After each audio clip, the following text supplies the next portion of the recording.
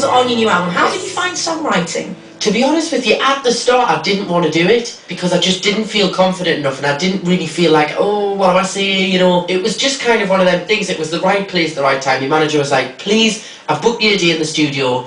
Whatever comes out, you might never have to listen to it again, but you never know. Yeah. I kind of just opened this floodgate, and all of these words and lyrics started coming out, and everybody was like, oh. And then the label liked the song. I feel quite lucky that I've been able to have 3 self-written songs on the album for the first time I've written, because sometimes, you know, record labels are really strict when you first songwrite. They're like, you know, yeah, it's okay, but they were really, really impressed. So I feel quite proud of myself. Yeah, I can do this. It's been quite an exciting discovery. And the beach on your album cover, now something tells me by wearing that lovely wintry coat that ain't the Seychelles. No, that's not Hawaii. South Shields, wait.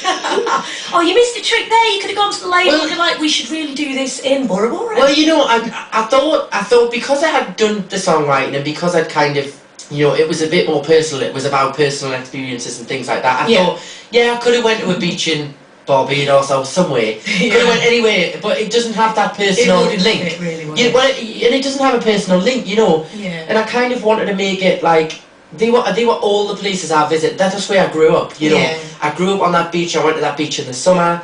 Not that we had many summers, but do you get to go home much then? Yeah, well, I try and live there still as much as possible. Yeah. And I just thought it would be nice because, you know, people know I'm from there, but I thought it would be nice to share it with the rest of the country, you know, where it all began, you know, and represent South Shields. Yeah, lovely. I always wonder if, when you're singing in the shower as a singer, do you sing your own stuff? No. Dappy stuff? Sometimes.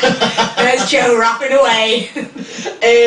Sometimes, if I'm rehearsing, if I've got a show or something, or I'm doing like a TV show, I'll practice it in the shower like in the morning, you know, but I do belt it out. The neighbours must hate me, because I do whack the tunes. Good job, you got a great voice, eh?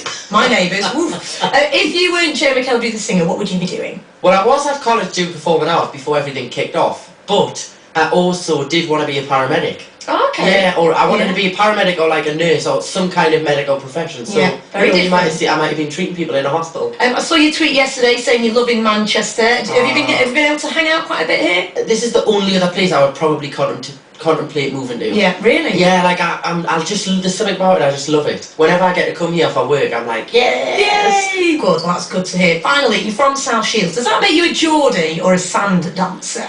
So it's quite a complicated one, this. Okay, try me. If I was just from South Shields, you'd be a sand dancer. But my dad's from Newcastle. Okay. So I'm a little bit of a mix. Right. Of a Geordie and a sand dancer. Okay, because my dad is from Whitley, and we're going up to the northeast soon. So he's a proper Geordie. Yeah, he's not got the accent anymore though. He just, as a kid, I think he moved when he was about 6 or 10. But I've just heard a really good Geordie accent. How we get on, man? Well, I want you to teach me some Geordie-isms if possible. Right. I can give you some Lancashire lingo, but I particularly like YA chicken pie. That's alright, actually. YA chicken pie? Yeah. I'll let you ever say that.